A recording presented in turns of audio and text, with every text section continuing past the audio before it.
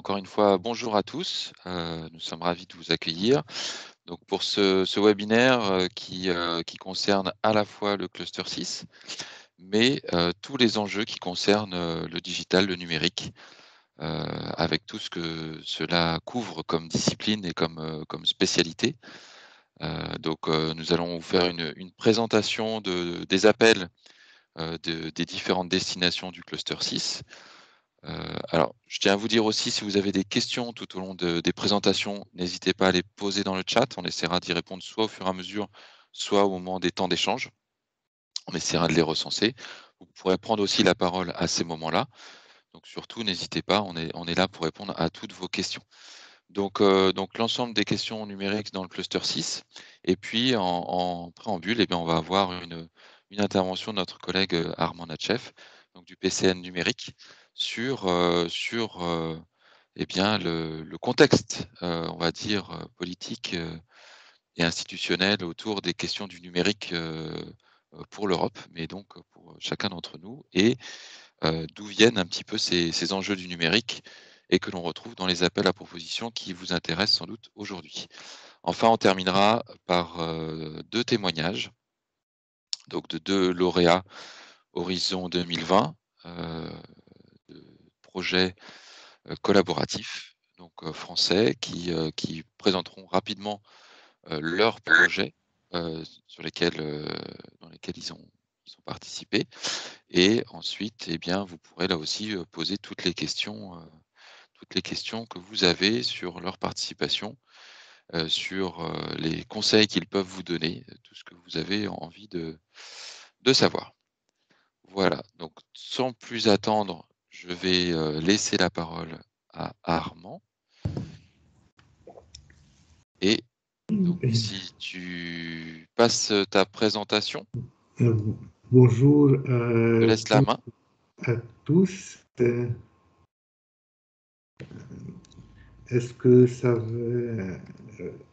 Oui, bonjour à toutes et à tous. D'abord, ravi d'être avec vous aujourd'hui. Merci à Vincent et Fatia et tous mes collègues du PCN Cluster 6. Pourquoi je dis cela? Parce que c'était, je me rappelle, au début du programme Horizon 2020, on présentait le numérique dans le programme Horizon 2020. On disait que le numérique existe partout, sauf dans le défi alimentation. Alors que c'était, on sait bien que tout ce qui est alimentation, food, il y a le numérique, c'est très important et on ne peut plus innover aujourd'hui sans le numérique. Les choses ont changé et maintenant dans Horizon Europe, je me retrouve avec vous pour présenter, pour présenter le numérique. D'abord, comme ça, pour l'Europe, c'est la vision européenne pour le numérique. On sait que, on dit que l'Union européenne veut faire de cette décennie, donc les décennies 2020-2030, les décennies numériques de l'Europe, et ceci donc pour le bénéfice des citoyens et des entreprises. C'est juste pour vous donner une idée sur les mécanismes de fonctionnement européen pour le numérique et pour autre chose. D'abord, donc, en Europe, tout est lié au traité. Donc, on ne fait rien si ce n'est pas mis dans le traité, mais dans le traité européen. Mais en fait, il y a deux traités. Il y a le traité sur le fonctionnement de l'Union européenne, c'est le TFUE, donc c'est le traité de Lisbonne, on l'appelle. Puis il y a le traité sur l'Union européenne, c'est le traité de Maastricht. Pour vous donner une idée, par exemple, dans le passé, avant 2007, on ne pouvait pas faire de la recherche unilatérale en Europe. En Europe, on ne pouvait pas avoir l'ERC qui fonctionne très très bien aujourd'hui. On sait que c'est un programme, c'est le Conseil européen de la recherche. Donc, il y a eu donc une clause dans le traité de Maastricht en 2007 et puis on a pu créer l'ERC. Et donc, une fois qu'il y a le traité, il y a la politique européenne. C'est quoi la politique européenne? C'est un ensemble de communiquer. On va communiquer sur des sujets qui doivent être traités en Europe. J'ai donné ici quelques exemples. Vous voyez, il y a le livre blanc, par exemple, sur l'intelligence artificielle qui était de février 2020. Il y a la stratégie européenne en termes de sécurité. Il y a l'accord politique sur le pacte en juin 2021 que vous avez dû suivre.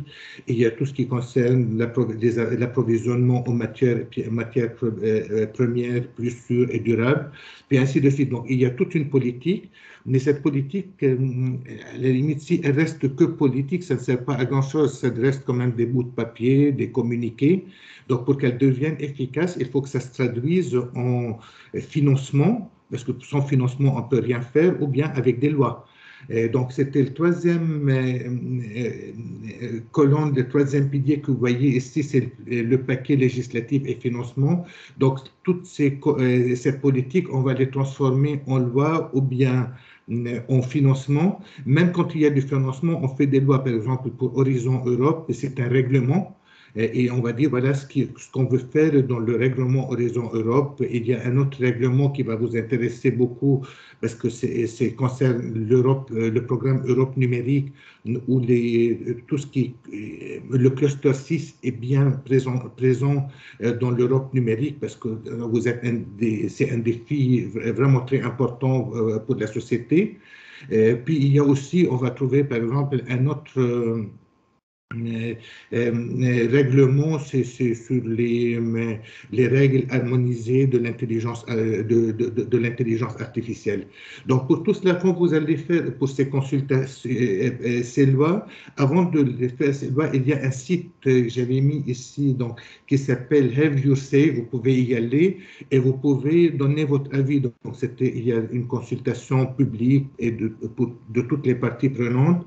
Et puis, on donne notre avis et c'est comme ça qu'on peut, donc ils tiennent à la Commission européenne, ils prennent en compte les avis de tout le monde, et puis c'est comme ça qu'on écrit les lois.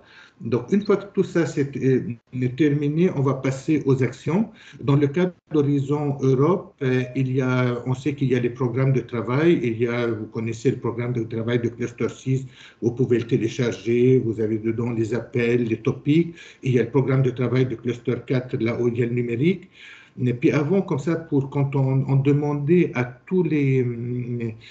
à ceux qui allaient monter des projets de bien connaître la politique européenne, on dit voilà, c'est aussi important de connaître la politique européenne que de connaître comment fonctionne le programme, comment on peut, le programme Horizon 2020 par exemple. Et c'était une chose un peu difficile, c'était parce que c'était pour suivre la politique européenne, il faut du temps. Dans Horizon Europe, c'était devenu beaucoup plus simple parce qu'ils ont fait un document qui s'appelle le plan stratégique. Il y a eu le plan stratégique 2021-2024. Ils vont se baser sur toute la politique européenne et publier le plan stratégique. Et donc, quand vous allez monter un projet, maintenant, c'est obligatoire de vous rattacher au plan stratégique. Donc, avant, on peut dire, voilà, il y avait un seul document sur lequel vous pouvez vous rattacher quand vous allez écrire, monter votre proposition. C'était, par exemple, vous êtes dans le cluster 6, vous allez regarder le topic qui vous concerne dans le cluster 6. Maintenant, il faut regarder en plus le plan stratégique. Et donc, je vais vous donner une idée un peu assez rapide, mais c'est important quand même, c'est des points sur ce qui se passe dans la politique européenne. Il y a eu en 2020 le livre blanc de l'IA. C'est quoi le livre blanc de l'IA? C'est qu'on s'est basé, on a dit, voilà, c'était l'IA, on ne peut pas faire de l'IA sans prendre en compte les questions de l'éthique.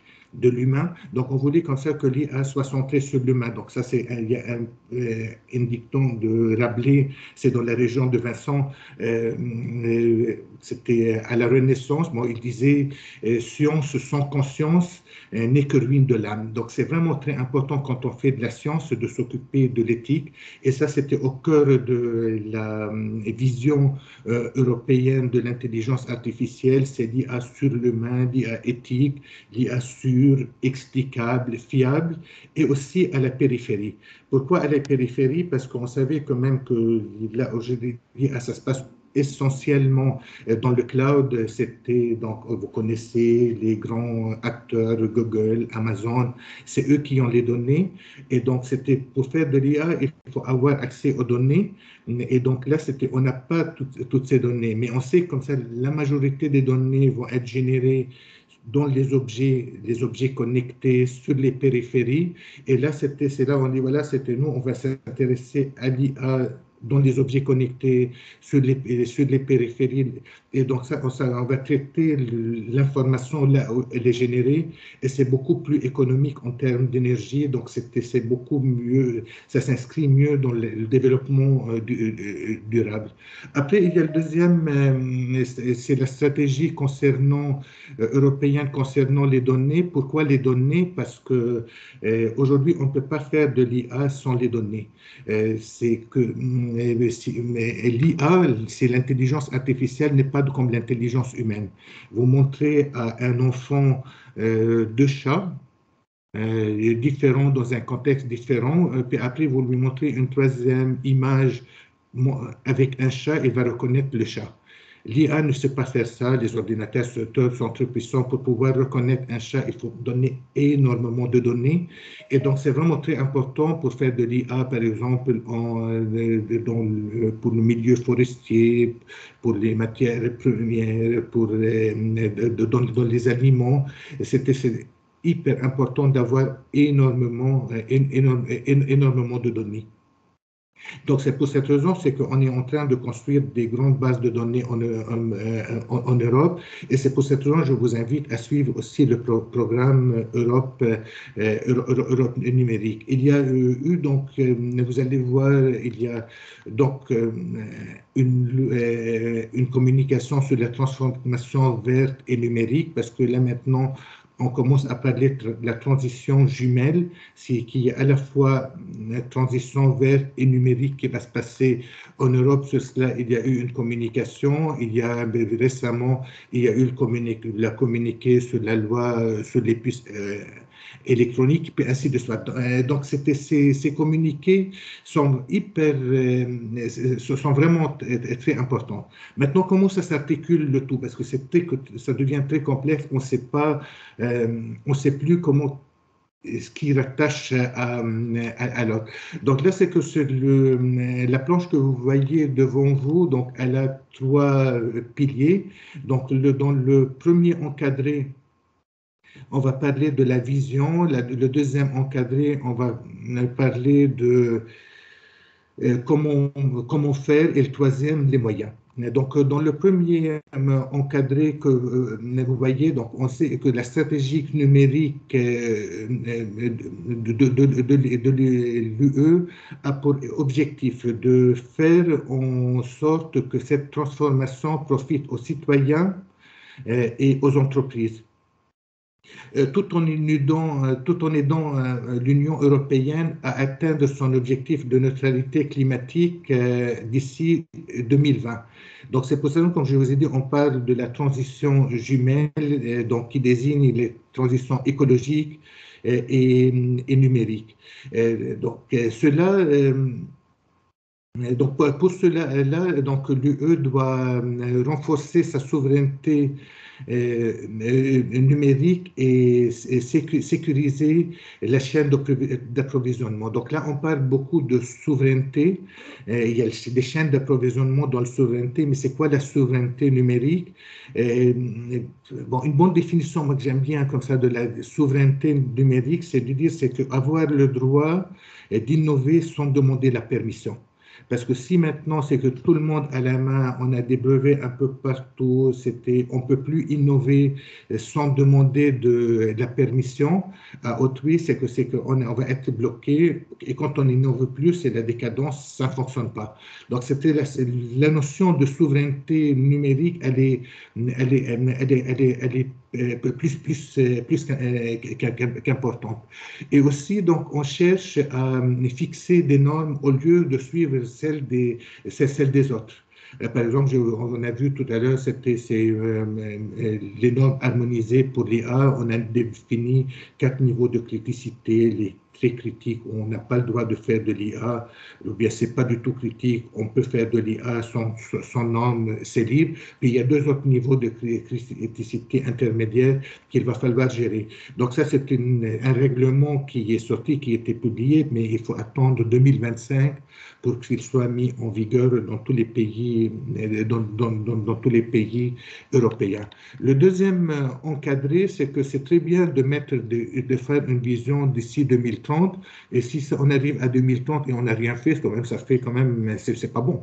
Donc c'était l'idée, c'est de pouvoir mettre des règles et suivre le tout tous les 6 mois pour être sûr quand même qu'on va atteindre. Donc la vision de 2030 va être atteinte. Donc, vous avez vu comme ça, j'ai mis ici la boussole numérique où il y a donc 4 points cardinaux et à l'intérieur, j'ai mis le KPI, donc c'est les indicateurs clés de performance sont au cœur de la boussole numérique. Donc, d'abord, comme ça, on va travailler sur les compétences. On veut qu'il y ait au moins 20 millions de professionnels en numérique en Europe et on veut quand même qu'il y ait une convergence entre hommes et femmes parce que aujourd'hui c'était dans le domaine numérique on va trouver beaucoup, c'est très masculin pour le moment et c'est très dommage. Et aussi concernant le numérique, ça doit être utilisé partout. On veut qu'au moins 80% de la population puisse avoir des connaissances numériques de base. Après, concernant l'infrastructure, donc les infrastructures, on a mis des objectifs concernant la connectivité. Ça, c'est vraiment très important, par exemple, dans le milieu rural. On veut que le gigabit par seconde soit disponible pour tout le monde. Et aussi, on veut que la 5G soit partout. Concernant les semi-conducteurs, on veut doubler la part de l'UE donc, dans la production mondiale. Pour les données sur les périphéries, on veut qu'il y ait au moins 10 000 nœuds de périphéries hautement sécurisés et en climat. Et enfin, il y a l'informatique, on ne peut pas oublier, il y a l'ordinateur quantique. On veut qu'il y ait le premier ordinateur avec accélération quantique. Ça va être assez imminent. Après, bon, je ne vais pas tarder trop, mais c'est qu'on veut aussi quand même la transformation numérique pour les entreprises, qu'il y ait 75% des entreprises qui utilisent le cloud, l'IA et le big data en Europe. On veut plus d'innovation et on veut créer aussi des licornes.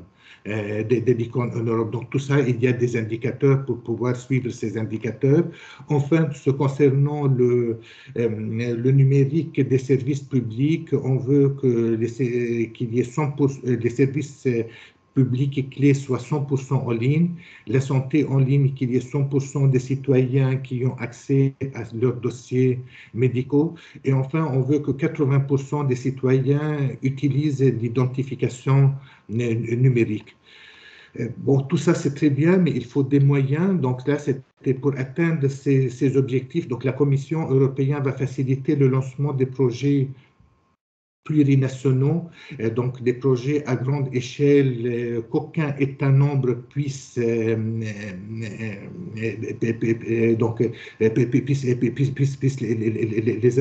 avoir, puisse les faire, excusez-moi, parce que je vois l'heure qui tourne, et donc c'est ils ont mis comme ça, c'est qu'ils ont mis l'accent sur 9 projets plurinationaux.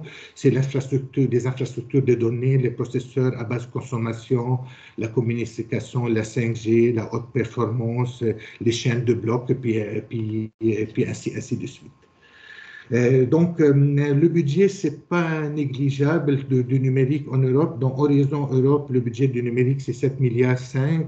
Puis dans Horizon, l'Europe numérique et les mécanismes européens de connexion, il y a un budget de 9 milliards 6. On arrive à peu près à un budget de 2 milliards 5 par an qui est fléché sur le numérique. 2,5 milliards, ce n'est pas négligeable. Et en plus, il y a beaucoup de fonds qui sont vraiment conséquents. Donc, il y a le FEDER, le fonds de cohésion, le plan de relance, où il va y avoir une bonne partie de ces fonds qui va financer le numérique. Donc, en termes de recherche et développement, comme vous ai dit, et je vous ai dit, il y a le plan stratégique aujourd'hui qui oriente le programme de travail. Vous pouvez le télécharger. Vous allez voir que pour le numérique, ce qui est important, c'est c'est important de maîtriser le numérique et les technologies habilitantes. Pour cela, on va trouver beaucoup d'appels dans le programme du cluster 4 d'Horizon Europe. Et puis, il y a la volonté de réintégrer certaines chaînes d'approvisionnement sur l'UE. Ces sujets, on va les trouver beaucoup plus, ce n'est pas dans le programme commun, on va les trouver dans les entreprises communes.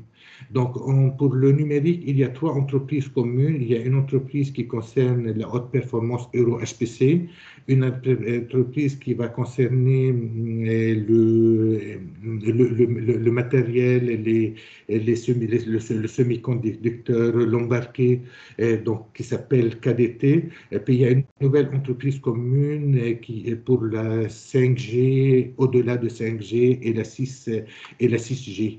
Et puis après, il y a 2 partenaires à programmer sur l'intelligence artificielle et la photonique. Donc, enfin, sur le tronc commun, ce qui est comme particularité, le tronc commun dans le cluster 4 qui n'existe pas ailleurs, maintenant tout le monde connaît, c'est plus à présenter l'échelle TRL, donc c'était les niveaux de maturité technologique. Et on a tendance dans le programme Horizon Europe d'aller sur des TRL de plus en plus haut. Ce n'est pas le cas pour les technologies numériques parce que c'est la majorité, il y a beaucoup de sujets de recherche et d'innovation. Pour ces sujets, on nous demande de commencer à un TRL assez bas 2 où on n'a même pas la preuve de concept, on a juste formulé le concept pour arriver à un TRL 4, une validation labo, voire une validation dans un environnement qui ressemble à un environnement réel, mais qui soit pertinent. Donc là, donc je vous invite, si vous avez des idées avec vraiment, vous pouvez pas aller sur des TRL très hauts, venez regarder le programme Horizon, donc vous pouvez nous contacter dans le PCN, on peut vous aiguiller. Et donc, tout le monde veut, quand on va sur des TRL bas, on cherche des cas d'usage et vous pouvez apporter aussi des cas d'usage vraiment très intéressants. Donc, je vous remercie et désolé comme ça que j'ai dépassé un peu le temps qui m'était alloué. Non, pas du tout. Écoute, tu es dans les temps, donc c'est parfait.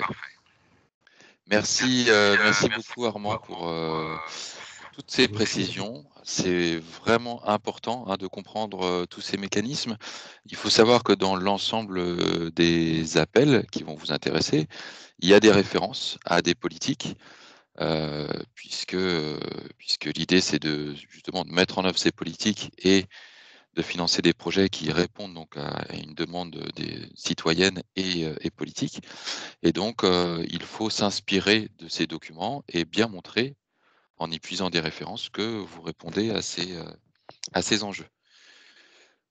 Sachant que sur des thématiques qui sont croisées, il faut à la fois connaître des documents d'orientation qui proviennent plutôt des thématiques du cluster 6, mais également des thématiques numériques. Voilà, donc merci pour cette introduction encore. Si vous avez des questions, surtout n'hésitez pas à les poser donc dans le chat ou lors du temps d'échange qui viendra un petit peu après la présentation de Fatia. Donc Fatia Faure qui va se présenter, qui est donc membre du point de contact national bio-environnement et qui va donc vous présenter les appels à projets 2022 du cluster 6 en lien avec le numérique. Fatia, est-ce que tu veux que je passe la présentation? Je vais essayer de la partager. Est-ce que c'est bon? Est-ce que vous voyez Alors, ma... on la voit, mais pas encore en plein écran.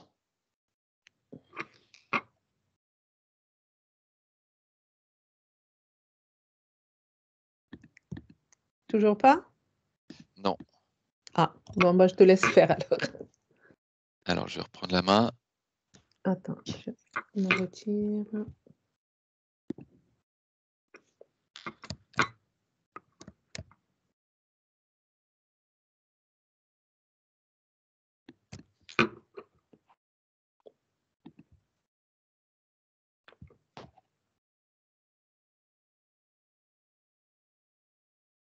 Alors, est-ce que tu vois la fenêtre, Fatia? Non, pas Non. encore. Je vais recommencer.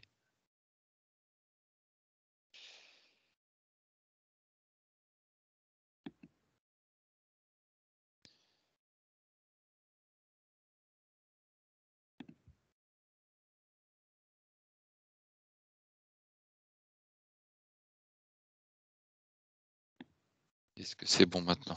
Oui, très bon. Oui. Oui, ça marche. Donc voilà, il est Merci. 10h32, on a 3 minutes d'avance, donc c'est parfait. Merci Vincent, bonjour à tous.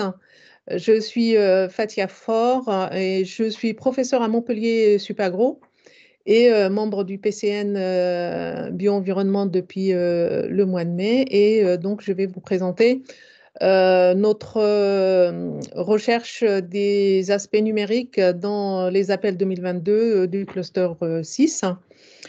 Vous avez compris qu'il y a des efforts qui sont très importants au niveau de l'Europe autour de la numérisation globalement des activités, mais aussi de la vie des citoyens. Avec donc les domaines sur les compétences numériques avancées, la cybersécurité, l'intelligence artificielle, le supercalculateur. Et puis nous, ce qui nous intéresse, c'est plutôt l'utilisation des technologies numériques dans l'économie et dans la société. Et si tu veux bien passer la diapo suivante, Vincent. Sur l'utilisation des technologies numériques dans l'économie et la société, en particulier pour supporter le Green Deal, les communautés intelligentes et les secteurs culturels, hein, pour créer des pôles d'innovation numérique, cibler les petites et moyennes entreprises spécialisées dans le numérique et les technologies connexes et permettre l'accès à des technologies numériques de pointe pour développer la confiance dans la transformation numérique de l'ensemble des acteurs et de la société. Suivante. Donc, si on regarde ne serait-ce que par les mots-clés, on voit bien que le numérique est présent dans les mots-clés du cluster 6 autour des solutions numériques pour le Green Deal qui vont apparaître dans les différentes destinations suivantes. Comme vous le savez, donc, le programme se décline en 7 destinations différentes. Et comme l'a dit Armand tout à l'heure, hein, nous allons regarder dans chacune des destinations quels sont les topics qui font appel au numérique de manière très claire. Mais dans la plupart des appels, si vous regardez, évidemment, donc, le numérique est appelé à être utilisé, à être développé dans les autres appels. Donc, on va se concentrer sur les appels 2022, évidemment, puisque donc, la deadline, c'est février. Et nous allons commencer par la première destination biodiversité, dans laquelle nous avons trouvé 2 appels qui font explicitement appel aux technologies du numérique. Le premier, donc, c'est le BioDiv 0101, qui consiste donc en l'observation et la cartographie de la biodiversité des écosystèmes, avec un focus particulier sur les environnements et les écosystèmes terrestres et marins. Et puis le deuxième consiste à renforcer les capacités de recherche taxonomique à proximité des points chauds de la biodiversité et sur les zones naturelles, en particulier donc en lien avec les musées, ce qui existe, la taxonomie donc, qui est proposée dans les différents musées et autres installations taxonomiques. Alors, si on fait un focus sur l'un des deux cols, si tu veux bien, Vincent. Donc, sur le premier qui consiste à observer et à cartographier les écosystèmes, c'est une action ERIA de 14 millions qui va financer 2 projets avec des TRL relativement hauts, puisque donc on est à 4,5. L'appel consiste à comprendre le déclin de la biodiversité et identifier les principaux moteurs et les interrelations entre les différentes causes de la perte de biodiversité. Consiste également à proposer de nouveaux outils de pilotage de la biodiversité et construire un réseau de zones protégées représentatives sur le plan écologique, et gérées de manière efficace, équitable, et d'autres mesures de conservation basées sur ces zones. Les actions attendues sont une nouvelle génération d'outils d'observation et de cartographie de surveillance de la biodiversité côtière, marine et terrestre, avec des outils adaptés, conviviaux, validés et intégrés. Et là, vous avez quelques exemples: la télédétection, l'ADN électronique, l'intelligence artificielle, la robotique et la science citoyenne. Un autre attendu également consiste à atteindre des objectifs de Global Biodiversity Observation Network, le renforcement de l'observation des océans avec un cadre, par exemple, de la science citoyenne, mais aussi de la robotique, l'intelligence artificielle et l'analyse des big data. L'intégration des SHS et la coopération internationale sont particulièrement recommandées dans cet appel. Suivant. Si on regarde maintenant la destination 2 Farm to Fork, que nous avons présentée d'ailleurs hier et dont vous trouverez la présentation en ligne, dans Farm to Fork, nous avons une dizaine, donc nous on a identifié 10 appels qui font référence explicitement à l'innovation et au numérique. Innovative solution pour prévenir la dégradation de la qualité avec un focus sur les produits alimentaires organiques, bio et sur les indications géographiques. Un call également sur la recherche et l'innovation sur les pertes et le gaspillage alimentaire, en particulier pour harmoniser les mesures et les outils de pilotage. Un call sur le microbiome dans la production alimentaire. Un call sur l'intégration des systèmes de surveillance pour prévenir et réduire les problèmes de santé non liés à l'alimentation. Avoir des systèmes effectifs pour identifier et suivre et piloter l'authenticité des produits alimentaires et la traçabilité. Et là encore, donc, on a deux calls qui sont particulièrement intéressants dans la lutte contre la malnutrition et dans la participation autour donc, de l'African Food Cities en partenariat avec les pays africains. Les trois autres suivants, Les 3 autres calls sont des calls en 2 étapes. En particulier, donc, celui qui est basé sur l'agroécologie dans le management durable des adventices, celui sur évidemment les solutions intelligentes pour les petites et moyennes exploitations agricoles et celui sur l'innovation sur les produits alimentaires basés sur les ressources marines. Suivant. Alors, si on fait un focus sur l'un des calls, celui le 01011, qui consiste à proposer des solutions pour la traçabilité et l'authenticité des systèmes alimentaires. Alors, donc, c'est un RIA, 10 millions et un seul projet sera financé. Et dans ce projet, donc, il est recommandé ou l'obligation est faite aux porteurs de considérer le JRC comme membre du consortium. Même s'il ne participe pas à la rédaction et à la construction du projet, il sera membre, bénéficiaire ou pas, selon le cas. Quels sont les objectifs de cet appel? Il s'agit d'améliorer la recherche et développement pour la traçabilité et la lutte contre la fraude alimentaire tout au long de la chaîne d'approvisionnement alimentaire.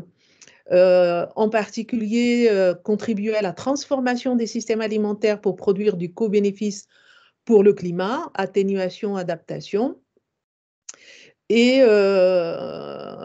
pour également, donc, pas seulement pour le climat, mais aussi la durabilité environnementale, la circularité, le changement de régime alimentaire, la nutrition et la réduction de la pauvreté, et en particulier pour les communautés, leur permettant donc d'être autonomes et d'avoir également donc, des entreprises prospères.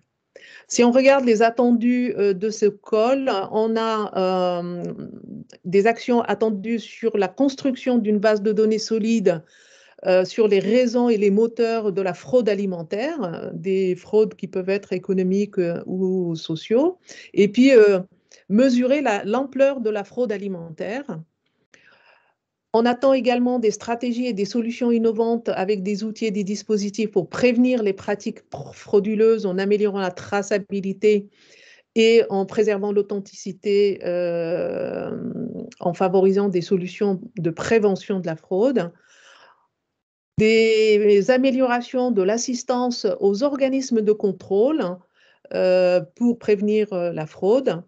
Et une transparence améliorée grâce aux solutions numériques, notamment l'Internet des choses et l'intelligence artificielle, la blockchain, qui répondent à une demande de consommateurs de plus de transparence, avec l'accent mis sur la démonstration de l'authenticité des aliments comme moyen de réduire la fraude et renforcer la confiance des consommateurs. Suivant.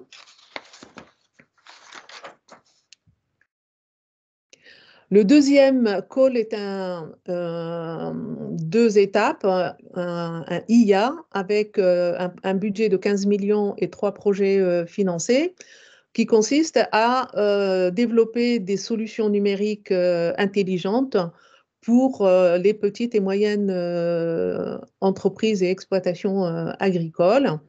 L'objectif, c'est de soutenir le développement des petites exploitations et permettre à ces exploitations de bénéficier des technologies numériques et de renforcer leur capacité à les déployer de manière efficace.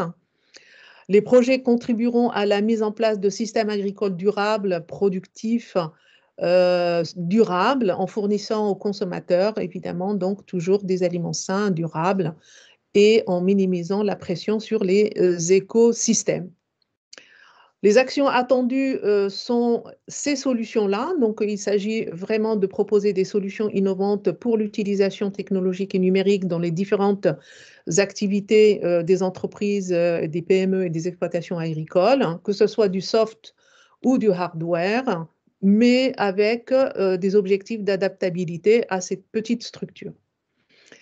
On attend également une adoption accrue des technologies numériques innovantes par les agriculteurs, ce qui suppose également de travailler pour rendre ces outils et ces technologies facilement adoptables par les agriculteurs, et une contribution à la prévention de la fraude, de la fracture numérique entre les grandes entreprises et les petites exploitations, et participer également à améliorer les performances environnementales et économiques des petites exploitations dans l'Union européenne, mais aussi dans les pays associés. Si on regarde maintenant la destination 3, l'économie circulaire et la bioéconomie, on a trouvé 3 appels qui font référence au numérique. Le premier donc est un appel, les 3 sont des appels en 2 étapes. Le premier consiste à trouver des solutions, intégrer des solutions pour la circularité dans le secteur de la construction. Le deuxième est lié donc aux sciences du vivant et leur convergence avec les technologies numériques pour la prospection, la compréhension et l'utilisation durable des ressources biologiques. Et le dernier, pour exploiter la révolution numérique dans le secteur forestier. Alors, si on fait un focus sur 2 appels, l'appel 0206 sur l'exploitation de la révolution numérique dans le secteur forestier, c'est une IA avec un budget de 15 millions d'euros et 2 projets financés, mais avec un TRL relativement élevé, 6-7. Ça veut dire que ce sont donc des projets avec une approche multi-acteurs pour permettre la mise en œuvre relativement rapidement. D'abord, le projet doit utiliser l'approche multi-acteurs. Je vous invite à regarder sur le site Horizon Europe une définition et une explication de comment construire une approche multi-acteurs. Et puis, les outils d'observation européens, donc comme Copernicus ou Galilée. L'objectif, c'est de démontrer le potentiel des solutions numériques dans la foresterie et les chaînes de valeur forestières contribuant à la multifonctionnalité et à la gestion des forêts en Europe sur la base des 3 piliers de la durabilité économique, environnementale et sociale. Et les actions attendues sont le déploiement d'innovations en matière de technologie de l'information et de communication dans le secteur forestier pour optimiser la productivité et la fourniture de services écosystémiques. Une application d'approche innovante tout au long de la chaîne de valeur forestière grâce à des méthodologies de traçage plus précises des ressources forestières. Et une construction de l'avantage concurrentiel plus important pour les industries européennes qui utilisent les ressources forestières. Suivante. Si on regarde le deuxième, voilà. Ah non, on n'a présenté qu'un seul, pardon. Sur la destination 4, on a identifié 4 appels qui font référence au numérique. Le 01 pour prévenir la contamination des eaux souterraines et protéger la qualité contre les effets néfastes du changement planétaire et climatique. Le deuxième consiste à piloter des solutions de gouvernance innovantes pour limiter les émissions d'azote et de phosphore à l'interface entre les milieux ruraux, côtiers et industriels. Garantir la qualité de l'eau potable en protégeant les sources d'eau contre la pollution en fournissant des solutions innovantes de surveillance, de traitement et en assurant une distribution sûre de l'eau potable dans les pays européens. Alors là encore, on peut faire un focus sur l'appel 0104 qui consiste à protéger la ressource en eau. C'est une action ERIA, donc de 15 millions d'euros de budget avec 4 projets financés et un TRL relativement bas, puisqu'il est autour de 5. Les objectifs de l'appel consistent à comprendre, proposer une compréhension avancée des sources diffuses et ponctuelles de la pollution de l'eau dans un contexte mondial de changement climatique, permettant de trouver des solutions novatrices pour protéger les masses d'eau, les écosystèmes aquatiques et la fonctionnalité des sols et améliorer encore la qualité de l'eau et sa gestion pour une utilisation humaine et écologique sûre, en renforçant la position et le rôle de l'Europe sur la scène mondiale de l'eau. Le deuxième, les actions attendues de cet appel sont une utilisation large d'une meilleure compréhension et d'une base de connaissances améliorée nécessaire pour évaluer les sources de pollution, exploiter des capteurs de qualité de l'eau et des méthodes d'analyse avancées, intégrées et rentables, déployer des systèmes de surveillance innovants et robustes et des informations en temps réel sur la qualité de l'eau potable, diffuser et utiliser des connaissances solides sur l'apparition, la persistance et la dégradabilité des sous-produits de désinfection dans l'eau potable. Et enfin, donc, une adoption généralisée des connaissances avancées de solutions révolutionnaires et de technologies innovantes afin de renforcer la compétitivité du secteur de l'eau dans l'Union européenne et promouvoir la position, encore une fois, et le rôle de l'Europe sur la scène mondiale de l'eau. Suivant. Dans la destination 5, nous avons identifié 3 appels numériques dans lesquels il y a du numérique. Le premier, donc 01, la sensibilité de l'eau, la sensibilité climatique, pardon, des allocations, des systèmes d'allocation de l'eau et les instruments économiques. Un appel sur la compréhension du cycle de carbone océanique et en sylviculture, l'Observatoire européen des impacts du changement climatique et le réseau de démonstration de pilotes de restauration intelligente du point de vue climatique. On fait un focus sur le col 0102, qui consiste à comprendre le cycle océanique du carbone. C'est une action ERIA avec 15 millions de budget et un seul projet financé avec des TRL relativement hauts qui consistent donc à proposer des idées et pas forcément aller jusqu'à la mise en œuvre. Les objectifs de l'appel consistent à renforcer le lien entre les océans et le climat en renforçant la capacité scientifique de mieux comprendre les puits de carbone naturels des océans et leur rôle potentiel dans l'atténuation du changement climatique, aider à identifier des solutions durables au changement climatique en accordant une plus grande attention aux solutions fondées sur la nature pour des mers et des océans sains et résilients. Les actions attendues sont une poursuite de l'exploration des océans et l'amélioration de notre compréhension de la prévisibilité et de la réduction de l'incertitude associée au cycle océanique du carbone, une meilleure compréhension du potentiel de l'océan et des écosystèmes pour contribuer à la prochaine génération de modèles du cycle de carbone, et de contribuer, une contribution importante pour combler les lacunes dans les connaissances sur le cycle du carbone océanique et des contributions substantielles aux principales évaluations internationales. Le deuxième, la destination 6 des communautés rurales, littorales, urbaines, résilientes, inclusives, saines et vertes, on a identifié 6 appels.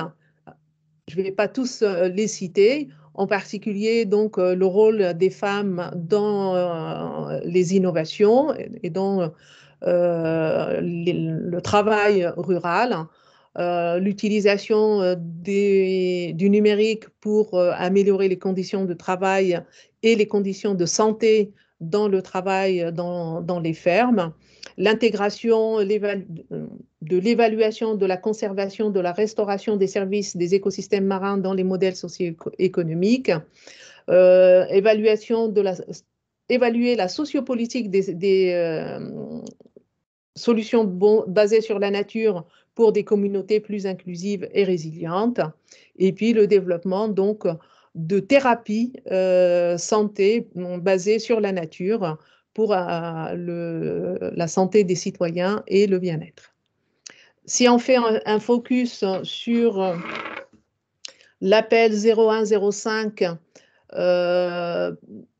d'utilisation, l'amélioration de l'utilisation des solutions basées sur la nature dans les communautés. C'est une action ERIA de 12 millions d'euros de budget avec 2 projets financés. Il n'y a pas de précision sur le niveau de TRL. L'objectif est de contribuer à l'objectif de l'Union européenne de mener les transitions numériques, économiques et écologiques justes.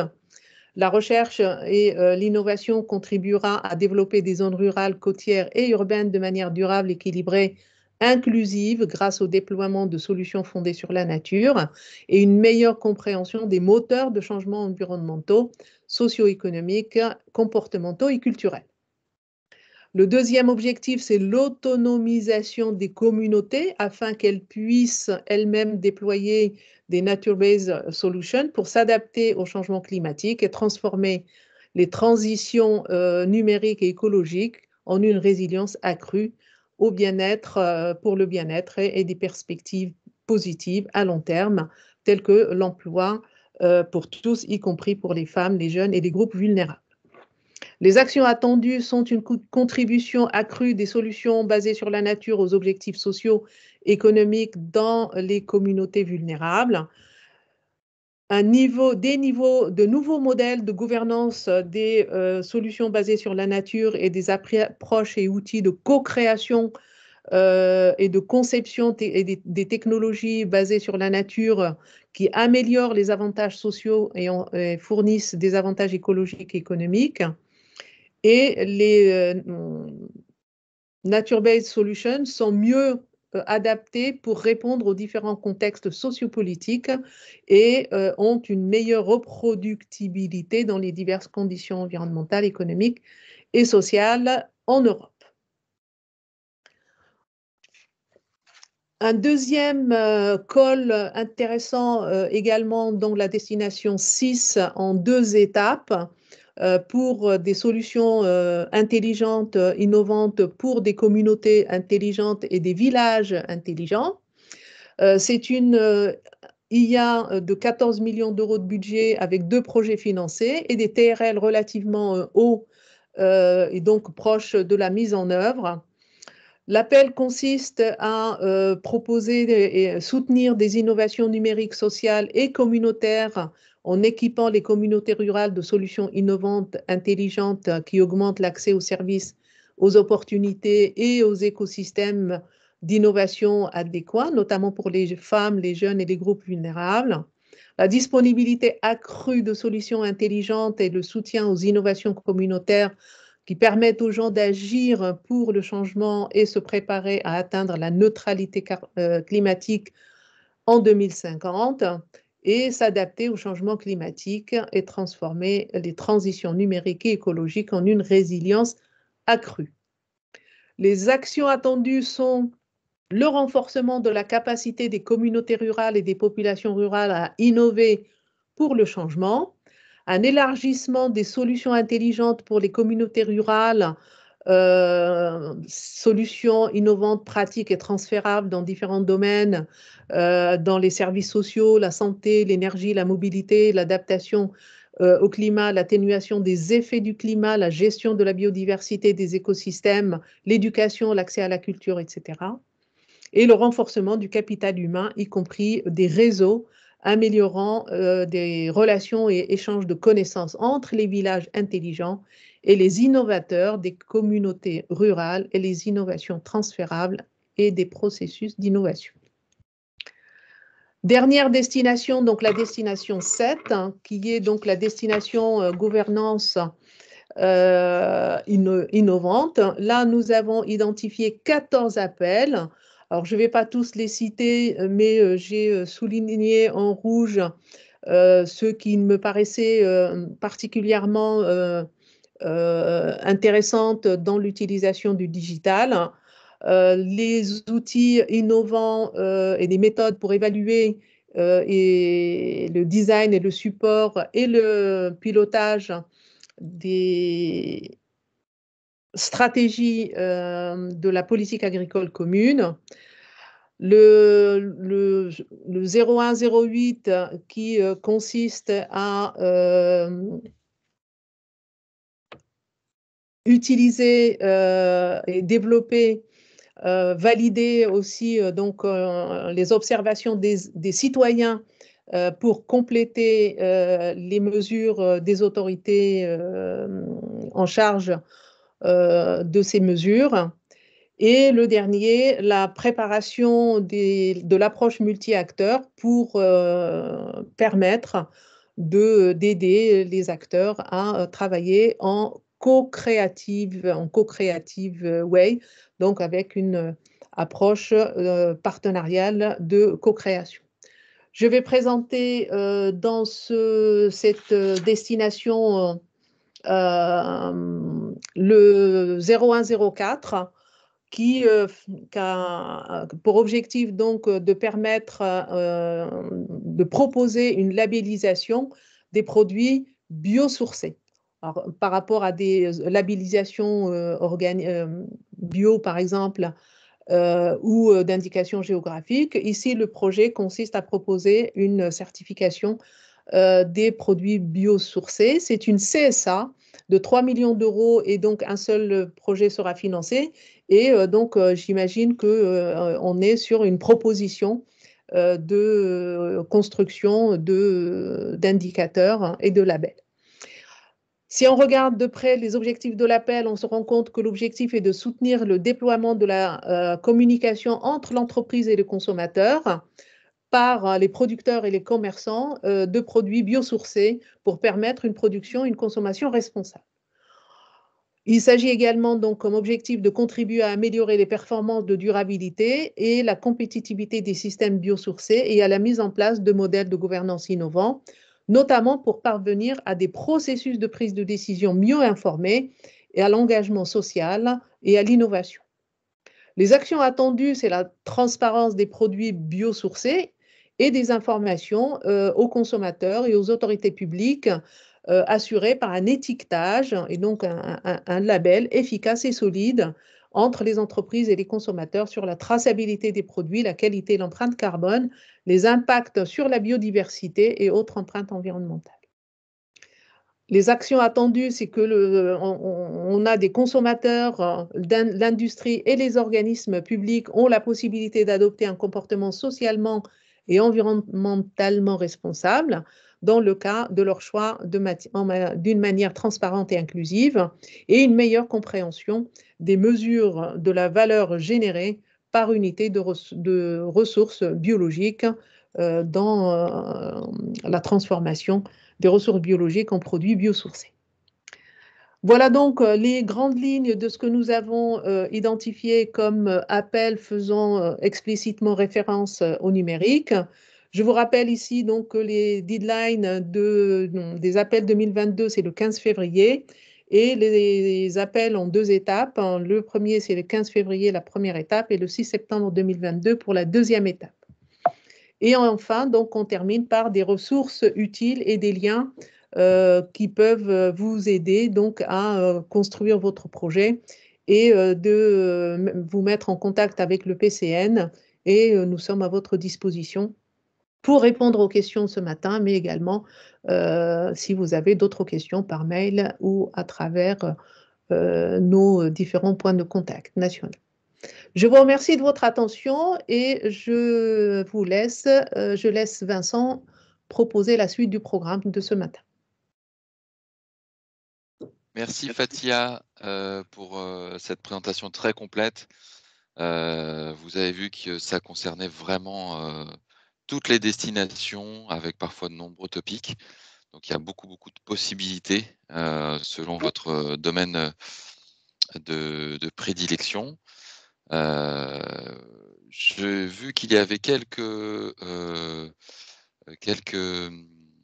questions qui avaient été posées dans le chat Et je remercie Armand, notamment d'avoir répondu. Je les reprends juste pour si les autres personnes n'ont pas vu ce qui avait été écrit. Donc, tout simplement, l'enregistrement et les présentations seront bien sûr disponibles pour l'ensemble des participants. Les acteurs qui peuvent participer à ces projets, Armand l'a très bien dit, en gros, c'est à peu près tout le monde. C'est-à-dire que ça peut être, universités, organismes de recherche, entreprises, petites ou grandes, associations, tout type d'organismes, y compris collectivités, institutions publiques, et cetera. Il faut avoir, une personne, enfin une entité légale, juridique uniquement. Et pour être coordinateur, effectivement, donc le précisait Armand, il vaut mieux avoir une expérience. Après, on ne part pas forcément en se disant: «Je veux être coordinateur» ou «Je veux être partenaire», mais l'essentiel, c'est de commencer une discussion avec des partenaires potentiels et puis, bah, généralement, le coordinateur, il «s'impose» entre guillemets de lui-même. Alors soit parce qu'il veut absolument y aller, vous allez tomber sur un partenaire qui veut absolument l'être, soit parce que, eh bien, au fil des discussions, vous allez avoir, quelques partenaires qui vont être un peu plus centraux et donc il est probable que ce soit l'un d'entre eux qui cherche, à vouloir prendre, le leadership. Et puis la dernière question, c'était sur l'appel sur les forêts. Est-ce que les forêts visées sont privées ou publiques? Il n'y a pas de précision dans l'appel, donc ça veut tout simplement dire que les 2 sont possibles. Vous pouvez, tout à fait avoir, on parle de gestion des forêts, mais on ne parle pas du tout de catégorie, précise, donc ça peut être forêt publique ou forêt privée. Voilà, donc si vous avez d'autres questions, je vous invite, bah, maintenant à lever la main et puis à vous présenter rapidement, et nous poser la question. Si jamais ça ne vient pas, eh bien, vous pouvez toujours les poser au fur et à mesure de la présentation jusqu'à la fin de nos interventions. Et puis vous pourrez toujours prendre contact également avec, soit l'un d'entre nous au sein des PCN, soit, j'imagine également avec, nos témoins qui vont intervenir dans quelques instants, s'ils acceptent je pense, sans difficulté pour répondre à vos questions. Alors il y a une autre question qui vient d'être posée. Quel conseil pour, mettre en contact les chercheurs? Pour mettre en contact, je pense, les chercheurs SHS et le numérique. Heu, alors, c'est vrai que vous avez sans doute vu que dans un certain nombre d'appels, il est demandé d'avoir également l'implication des sciences humaines et sociales, et des acteurs du numérique. Donc, là, on va avoir, 2 types d'acteurs. Je tiens d'ailleurs à préciser qu'on avait fait un webinaire sur, justement la place, des sciences humaines et sociales au sein du cluster 6. Donc vous voyez, c'est vraiment des thématiques qui sont prégnantes. Hem, pour mettre en contact, ça va dépendre vraiment de l'appel, de ce qui est demandé dans l'appel et vous allez avoir eh bien, vous allez pouvoir identifier des acteurs et vous allez pouvoir les mettre en contact, tout simplement autour d'une discussion autour du projet et du sujet du projet. Il n'y a pas une mise en contact spécifique, on va dire, entre sciences humaines et sociales et numériques, sachant que le point de départ reste souvent quand même des thématiques liées au cluster 6, sur ces appels, de programme. Donc voilà, il n'y a pas un conseil particulier lié aux chercheurs en sciences humaines et sociales et du numérique. Ça va se faire comme pour l'ensemble des partenaires, en fait. Alors j'espère répondre à votre question. Si vous avez une précision ou si vous cherchez une précision supplémentaire, n'hésitez pas à prendre la main et puis à préciser votre question. Et puis mes collègues également, s'ils ont, d'autres précisions, n'hésitez pas. Je voulais juste rajouter sur la question du numérique, hein, l'une des questions en sciences sociales qui se pose, c'est évidemment donc l'adaptabilité des solutions numériques aux personnes qui vont les utiliser. Et donc souvent, lorsque les TRL sont relativement hauts, ça veut dire qu'on est proche hein, de l'adoption de la mise en œuvre. Et en général, donc évidemment, les SHS sont appelés à participer. Donc, si vous cherchez, vous, des contacts SHS, vous savez qu'il y a d'abord un PCN, hein, donc un cluster. Le cluster 2, c'est un cluster SHS, sciences humaines et sociales. Et si particulièrement donc, vous avez des idées que vous souhaitez vous mettre en contact avec des chercheurs SHS, n'hésitez pas à nous poser des questions et puis on essaiera de vous aider. Oui, et donc, concernant le numérique, il faut voir que il y a aussi dans les appels du numérique une destination qui est spécifique, destinée à l'humain, donc destinée au SHS. Bon, on trouve par exemple, pour vous donner une idée, on a parlé de traçabilité tout à l'heure, qu'on cherche la traçabilité. Il y a donc un sujet spécifique sur le blockchain, parce que maintenant, la traçabilité, donc il y a un sujet, je peux vous partager l'écran rapidement, pourquoi pas. Euh, donc, comme vous voyez, il y a un sujet quand même, c'était à 11 millions d'euros. Quand on met le TRL, on dit c'est de recherche et d'innovation. Quand on dit le TRL non défini, ça veut dire que vous pouvez même venir avec un TRL à 1 ou bien 0. On ne sait pas, vous venez avec ce que vous voulez, c'est qu'il y a un besoin. On a un besoin et vous venez avec les technologies que vous voulez. Et donc là, c'est que dans ce blockchain, il y a donc ce sujet, l'efficacité énergétique, parce qu'on sait quand même dans tout ce qui est chaîne de blocs, il y a un problème d'efficacité énergétique. Donc il faut trouver une solution efficace énergétiquement.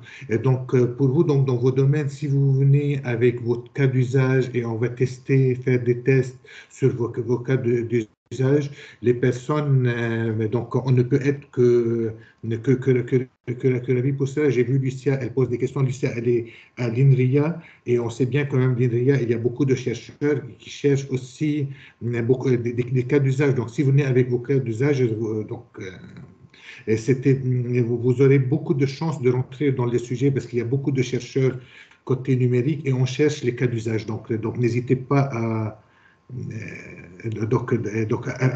regarder ce sujet. Merci.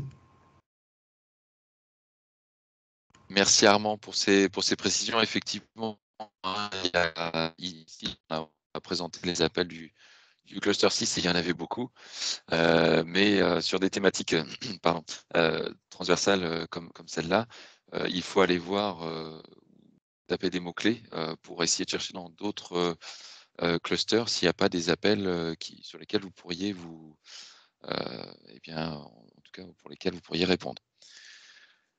Pas d'autres questions pour le moment. Donc, ce que je vais proposer, c'est eh bien, de débuter nos témoignages.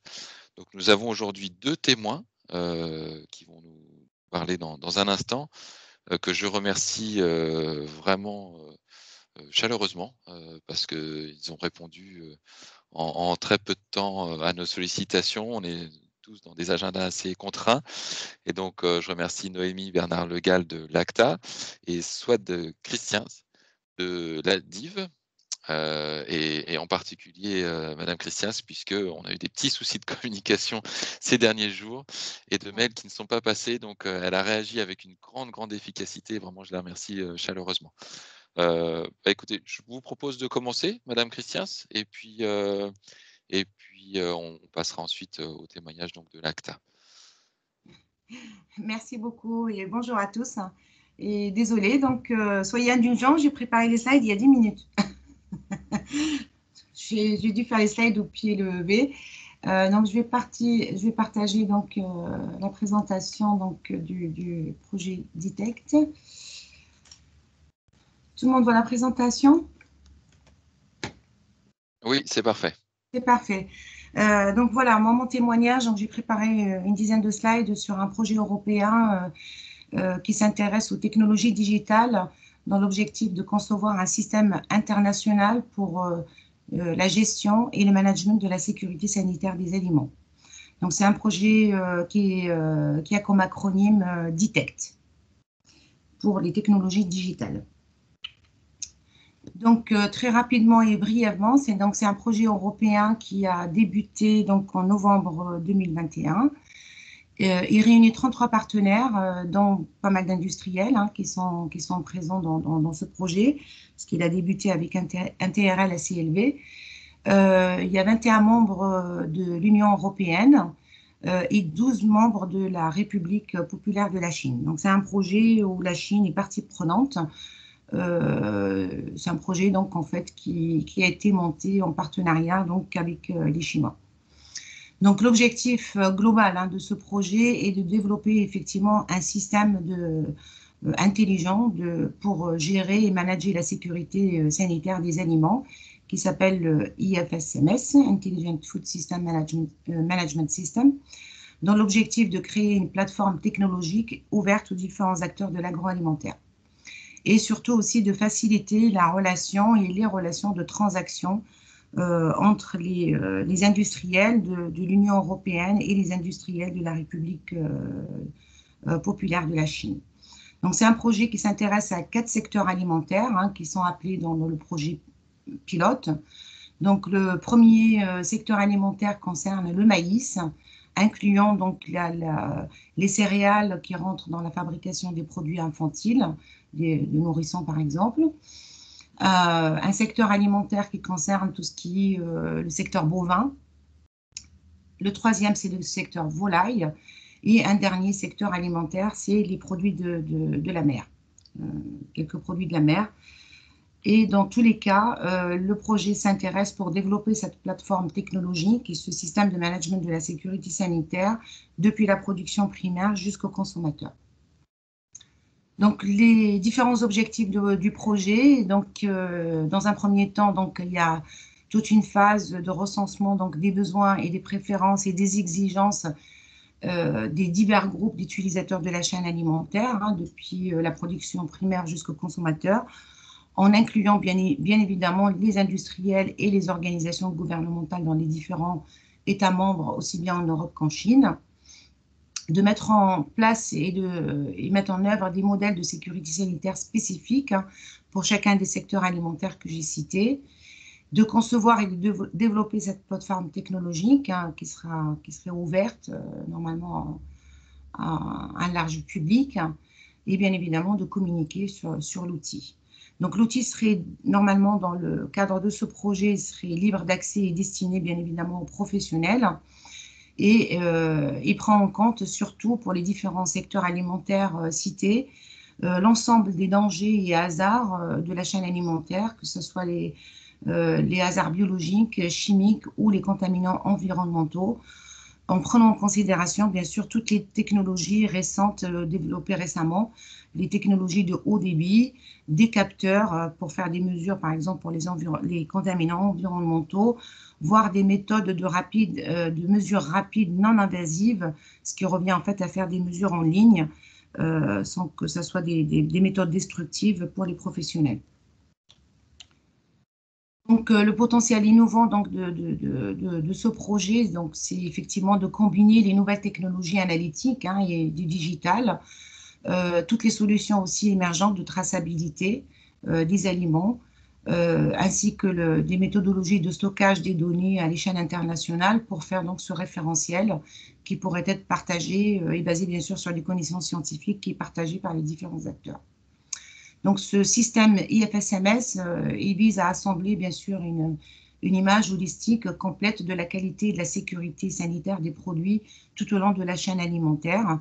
Donc là, pour le moment, il est ciblé sur les 4 pilotes que j'ai cités, mais à long terme, il est envisagé, bien sûr, d'élargir et d'adapter cet outil à d'autres secteurs alimentaires. Donc voilà, le projet est composé donc pour les 4 pilotes de 8 Work Package, comme dans tous les projets européens. Très brièvement, le Work Package 1 classique de la coordination et de la communication. Le Work Package 2 consiste justement à faire tout ce travail de cartographie des différents maillons de la chaîne alimentaire des 4 secteurs alimentaires qui sont ciblés dans le projet DETECT. Et aussi de recenser les différents maillons et les hasards associés, et de recenser aussi les attentes et les besoins des différents acteurs. Le Work Package 3 consiste à mettre en œuvre les protocoles et les outils de mesure des différents dangers. Ensuite, le 4, c'est la gestion et le management des données qui seront obtenues dans les autres Work Packages. une évaluation des risques et des dangers qui seront sélectionnés et les data qui seront associés. Et le Work Package 6 a pour objectif, bien sûr, de développer l'outil, la plateforme, qui sera validé dans le Work Package 7. Et ensuite, il y a tout un travail, comme tous les projets européens, de communication et diffusion donc, aux acteurs concernés. Donc, dans ce projet, l'ADIV est leader sur le Work Package 2. Donc, moi-même, avec ma collègue Charlène qui est ici présente. Et nous sommes également co-leaders sur la partie diffusion et communication. Donc, juste avant d'aller plus loin, je viens préciser que je ne suis pas du tout numériste. L'ADIV, on est un institut technique agro-industriel spécialisé dans la recherche appliquée dans le secteur de la filière viande. Mais c'est vrai qu'on est venu nous rechercher par rapport à nos compétences de l'écologie microbienne notamment, des produits carnés, donc ça concerne le secteur volaille et bovin. Aussi de notre présence, comme on fait de la recherche appliquée et on est très présent sur le terrain pour tout cet aspect effectivement communication et diffusion. Donc nous, on va fournir des données, mais on n'est pas du tout des spécialistes du numérique. Juste un exemple très rapidement, donc dans le Work Package 2 où nous sommes leaders, donc comme je disais, donc un exemple un petit peu de travaux. L'objectif était de cartographier les différents maillons des 4 chaînes alimentaires, le maïs, céréales pour alimentation infantile, volaille, bovin et produits de la mer, d'identifier pour chaque maillon et pour chaque secteur quels sont les hasards biologiques, les hasards chimiques, incluant les métaux lourds, l'acrylamide, les fongicides, les antibiotiques ou toxines, et j'en passe, et les contaminants environnementaux par rapport à la durabilité. Donc, ce travail, bien sûr, a été fait en Europe et en parallèle également par nos collègues de la République de Chine. Et l'objectif était, bien sûr, de faire une synthèse des différents dangers aux différents maillons des filières, confronter tout cela, bien sûr, à la réglementation, en termes de méthodes et de critères d'acceptabilité, et de sélectionner les hasards communs et divergents entre les deux continents pour que tout cela soit pris en compte dans cette base de données IFSMS.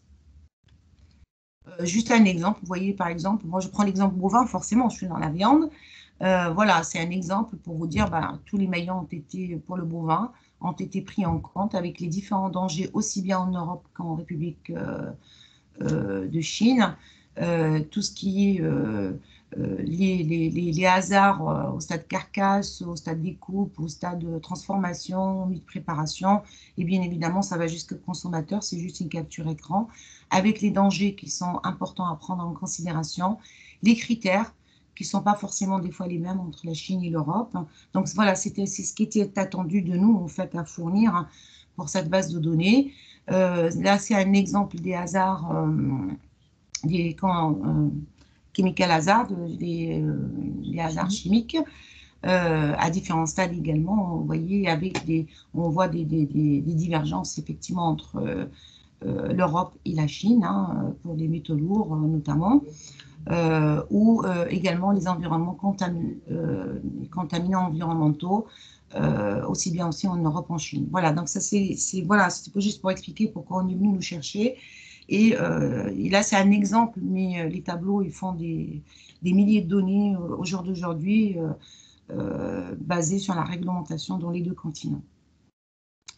Donc, voilà, donc si vous voulez en savoir plus, donc il y a un article, il y a le site bien évidemment de Detect que j'ai oublié de rajouter, et vous avez un article qui a été publié sur les contours du projet dans IAA il y a 2 mois, je crois, au mois de juillet ou août. Voilà, j'espère merci, j'espère vous avoir un petit peu donné un aperçu de ce projet en peu de temps. Donc évidemment, comme ça a été fait à l'arrache, évidemment, ma collègue et moi-même sommes à votre disposition si vous avez des questions. Merci beaucoup vraiment pour ce témoignage et pour ce beau projet qui est en cours. Je préciser qu'il est coordonné, c'est un projet qui est coordonné par Georges Nikas de l'Université d'Athènes. Merci. Si vous avez des questions, n'hésitez pas à les poser là encore dans le chat. Et puis, on va prendre un temps à la fin du prochain témoignage pour discuter tranquillement des différents points que vous avez à soulever sur leur participation donc à ces deux projets, enfin à ces projets, parce qu'il y a plus de plusieurs projets. Je vais donc laisser la parole maintenant à Madame Noémie Bernard-Le Gall. Je vous remercie d'être là pour un nouveau témoignage donc de l'ACTA, s'il vous plaît. C'est ça. Alors, je vais commencer à partager mon écran. Hop. Voilà. Normalement, vous devriez le voir en plein écran. C'est bon? C'est parfait. Eh bien, c'est parti.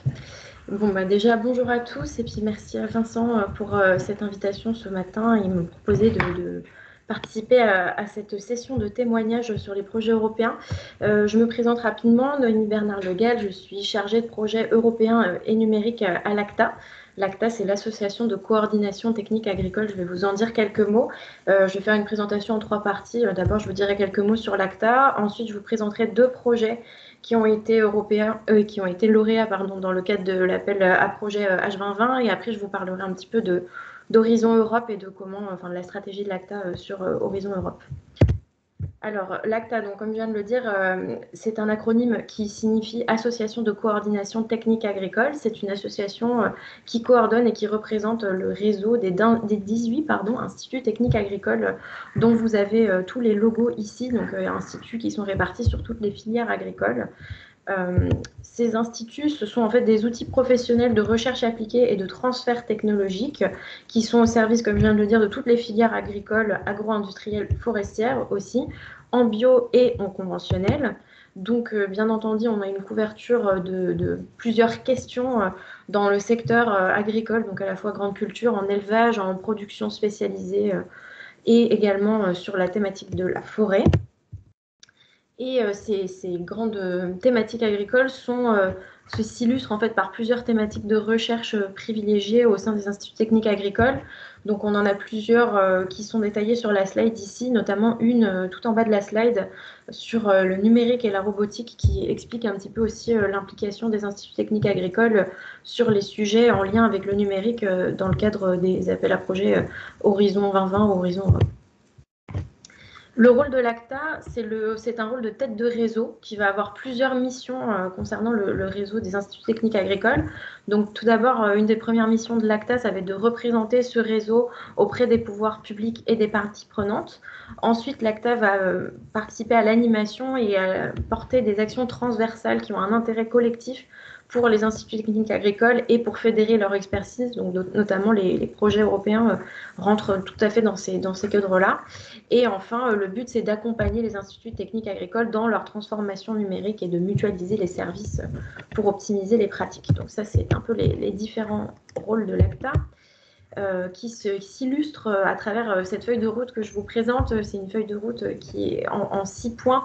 Je ne vais pas tous les détailler, mais en gros, ce qui est intéressant de noter, c'est que un des points importants, c'est d'accélérer le transfert des innovations, de valoriser les compétences et surtout d'inscrire la recherche appliquée agricole dans un cadre européen. C'est le 6e point.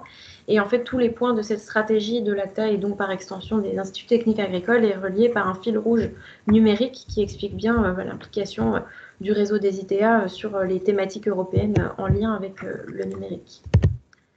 Pour vous donner quelques chiffres sur l'implication européenne de ce réseau des instituts techniques agricoles, l'ACTA et le réseau des ITA, c'est une participation à 76 projets sous Horizon 2020, dont 7 projets en coordination, donc sur les 76, un taux de réussite qui est à peu près de 30% quand on répond à des appels à projets européens, et le réseau des instituts techniques agricoles est dans le top 10 des bénéficiaires européens pour les fonds de recherche et innovation dans Horizon 2020. Donc, c'était un petit peu l'introduction pour vous donner le cadre. Moi, je vais vous présenter maintenant des projets qui ont été lauréats, qui sont toujours en cours, qui ont été lauréats d'Horizon 2020. Donc, ce sont des projets qui sont axés sur le numérique, dans lesquels l'ACTA et son réseau sont impliqués et dans lesquels l'ACTA a des rôles différents. Enfin, je vais vous détailler ça juste après. Le premier projet dont je vais vous parler, c'est le projet Smart AgriHubs. Donc, je vais vous présenter le projet de façon générale et un peu plus ce qui est fait à l'échelle de la France. J'en profite pour préciser que c'est un projet qui est co-animé à l'échelle française par l'ACTA et la région Pays de Loire. Voilà. Alors, les objectifs de Smart AgriHubs, en bref, c'est d'accélérer la transformation digitale du secteur agro européen. Donc, pour accélérer cette transformation, l'idée, c'est de développer un large réseau européen de pôles d'innovation en agro et dans le digital pour pouvoir couvrir une large palette de compétences. Ces pôles d'innovation sont appelés Digital Innovation Hubs. Et en fait, le réseau des DIH, Digital Innovation Hubs, est complété par un réseau de centres de compétences, Competence Center, qui sont tous répertoriés dans un portail de l'innovation qui a été développé dans le cadre du projet Smart AgriHubs et dont je vais vous reparler un petit peu après. Le projet Smart AgriHubs apporte également un soutien financier à 28 expérimentations pilotes qui sont appelées FIE pour Flagship Innovation Experiments. Il y en avait 3 en France, il y en a une qui est terminée, qui s'intitulait AgriFarm Lab, qui était une sorte d'incubateur en fait pour les projets innovants dans l'agri-agro digital et qui était en région Pays de Loire. Et il y en a 2 encore en cours portés par Arvalis, dont un qui se termine en cette fin d'année 2021 et qui portait sur un outil stratégique pour notamment évaluer l'impact du digital dans les changements de pratiques. Et également, au-delà de ces Flagship Innovation Experiments, Smart AgriHubs a lancé plusieurs appels à projets, dont certains qui sont encore en cours d'ailleurs pour favoriser le financement de l'innovation à l'échelle européenne. Pour vous parler un petit peu du projet, c'est un projet qui a démarré en 2018 et qui se termine en octobre 2022. On est sur une fin de projet. Le projet est coordonné par Wageningen University and Research.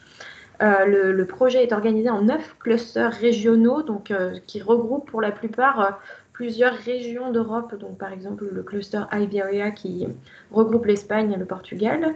Et la petite particularité, c'est que la France constitue un cluster à elle-même dans le cadre de Smart AgriHubs. C'est un projet qui a un budget de 20 millions d'euros, dont 6 étaient réservés aux appels à projets.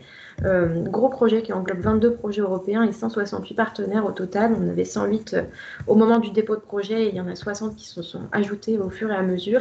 Et plus de 500 membres qui sont référencés sur l'Innovation Portal, dont je vais vous parler un tout petit peu plus juste après.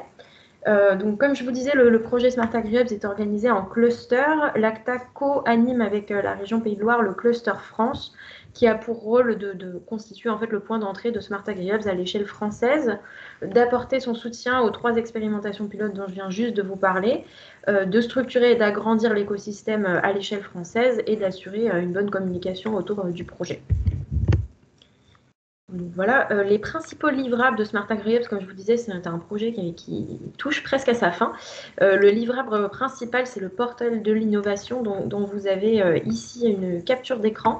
C'est en fait donc un portail qui regroupe plusieurs ressources. Une première ressource, c'est une cartographie du réseau Smart AgriHubs, des compétences centers, des DIH, mais également des startups, des associations, des PME qui peuvent être intéressés par des sujets de l'AgTech. Donc, cette cartographie est disponible sur le site internet Smart AgriHubs. Il suffit de s'inscrire pour y avoir accès. Ce portail de l'innovation a également une section qui permet de rappeler les actualités, les événements du projet.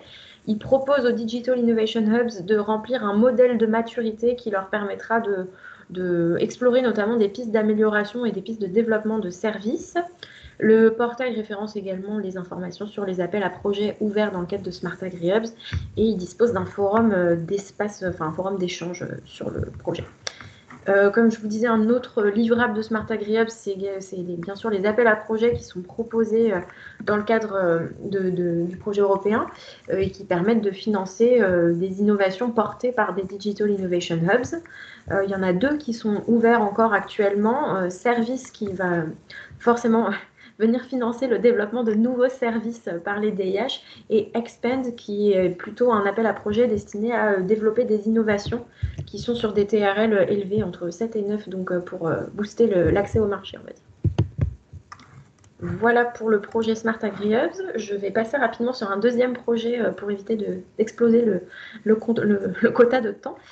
Ce deuxième projet, c'est FairShare. Donc, c'est pareil, un acronyme pour Findable, Available, Interoperable, Reusable and Shareable. Donc, l'idée, c'est de fournir en fait, de permettre aux communautés du conseil agricole d'avoir accès à des solutions numériques et de les transférer plus facilement vers les agriculteurs. Hop, voilà. Donc, le projet FairShare, je vais commencer par quelques chiffres. Donc, c'est un projet qui a commencé en 2018 et qui se termine en 2023. Un projet qui est coordonné par le Tiegasc en Irlande.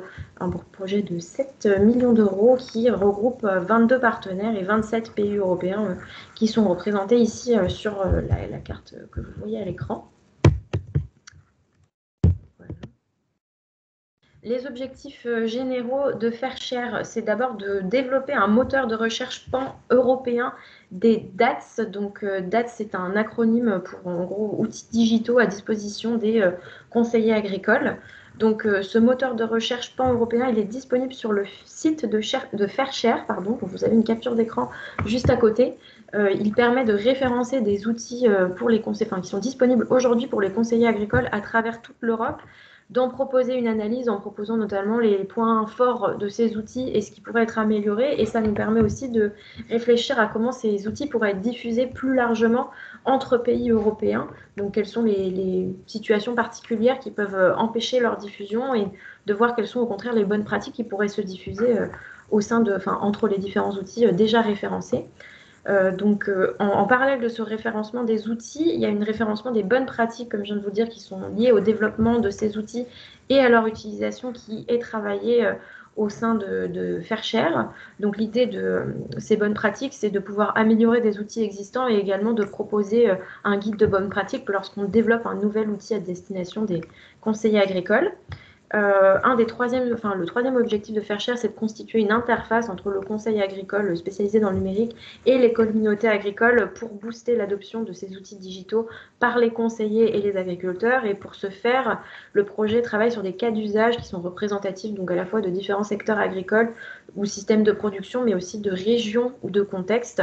Et le projet développe une approche multi-acteurs qui va permettre de co-construire des solutions pour améliorer les échanges entre conseillers et agriculteurs. On a deux derniers objectifs qui sont de proposer un outil qui permet d'évaluer les outils digitaux à destination des conseillers agricoles. Donc, c'est la capture d'écran que vous avez sur la droite de votre écran. Et enfin, de mettre en point une feuille de route pour permettre de booster l'utilisation de ces outils digitaux à travers l'Europe. Donc, ici, vous avez une capture d'écran de ce que ça donne, cet inventaire des outils digitaux à destination des conseillers agricoles. Aujourd'hui, il y a 172 outils qui sont répertoriés sur le portail FairShare. Vous avez une capture d'écran de ce à quoi ressemble le portail actuellement. Donc, vous pouvez aller jeter un œil et regarder si vos outils sont référencés. Si ce n'est pas le cas, je vous invite à le faire. Voilà, donc c'était quelques mots sur des projets qui ont été lauréats dans le cadre d'Horizon 2020. Je vais vous parler rapidement d'Horizon Europe et de la stratégie des instituts techniques agricoles sur les sujets en lien avec le numérique. Donc, je vous parle plutôt de projets qui ont déjà été déposés sur 2021. On avait une première deadline en octobre. Donc, il y a eu 7 projets qui ont été déposés par l'ACTA et le réseau des ITA sur les thématiques numériques. J'ai essayé de mettre un petit code couleur. Je suis désolée, je me rends compte que ce n'est pas forcément très lisible. Donc, on avait beaucoup de projets qui étaient dans la partie gouvernance et un seul Farm to Fork pour le coup. On a eu 2 projets qui étaient en lien avec l'économie de la data. Donc, ils sont symbolisé par le code couleur en bleu, un projet sur le développement de l'utilisation des technologies digitales, des marchés en tout cas, des technologies digitales, un troisième type de projet, en tout cas plus technique sur les potentialités que représente le drone en agriculture, et enfin 2 projets, alors pour le coup un gouvernance et un Farm to Fork, qui sont tous les deux sur de l'évaluation d'impact des solutions digitales dans les transformations de pratiques agricoles vers des pratiques plus durables. Donc, on a un qui est vraiment estampillé agroécologie et l'autre qui est plus sur l'analyse des coûts-bénéfices et des gains potentiels de l'utilisation des technologies numériques en agriculture pour le changement de pratique. Je vais vous parler de celui-ci, donc du gouvernance 01-22, pour lequel l'ACTA a été partenaire au dépôt d'un projet qui s'appelle Codex, donc qui est un acronyme aussi pour Maximizing the Co-Benefits of Agricultural Digitalization through Conductive Digital Ecosystems. Vous avez un petit verbatim à côté des objectifs en fait de ce projet tel que détaillé dans l'appel à projet qui a été déposé. L'idée de Codex, c'est de proposer en fait un réseau de Living Lab à l'échelle européenne, Living Lab qui vont permettre de faire du test et de la démonstration de technologies numériques à destination des agriculteurs. Donc en fait, l'idée, ça va être d'établir des protocoles pour tester l'impact de ces solutions dans le changement de pratiques agricoles. Et les tests auront lieu donc dans les Living Labs, dans conditions réelles, sur différents secteurs agricoles, bien entendu, et sur différents types de technologies.